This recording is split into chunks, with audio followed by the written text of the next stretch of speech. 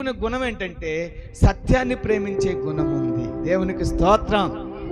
ఏమండి, సత్యమును ప్రేమించి లోకమునకు దూరంగా, లోకస్తులకు అవసరమైతే విరోధంగా మారిపోయినా పర్వాలేదు, మాకు సత్యము కావాలి, మాకు సత్య దేవుడు కావాలి అనుకునేలాగా బ్రతికే కుటుంబం. అందుకే ఆ కుటుంబాన్ని యేసయ్య ప్రేమ. అందుకే ఏమంటాడు తెలుసా? లాజరుని దేవుని వాక్యం, యేసు ప్రేమించిన లాజరు. దేవునికి స్తోత్రం. నాకు ఏమండి, మోడీ గారు నన్ను ప్రేమించిన అంత పెద్ద ఏం గొప్ప కాదు. ఎవరు ప్రేమించాలి? యేసు ప్రేమించాడు అని చెప్పి ఒక బ్రతుకు మన బ్రతుకులో కనబడాలి. కనుక యేసు వారిని ఎందుకు ప్రేమించాడు అంటే, యేసులో ఉన్న విషయం వాళ్ళకి అర్థం చేసుకుని యేసుని చేర్చుకున్నారు. దేవునికి స్తోత్రం. అర్థమైందండి? యేసు అందరికి అర్థం కాడు, యేసు అందరికి దొరకడు. యేసయ్య ముత్యము లాంటి వాడు.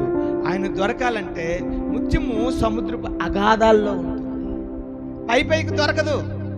ఆ ముత్యాన్ని సొంతం చేసుకోవాలంటే చావుకైనా తెగించి సముద్రంలోకి దూకాల. అలాగే నీవు కూడా సావుకు తెగిస్తేనే యేసు దొరుకుతాడు. దేవునికి స్తోత్రం. అందరికి దొరకడు.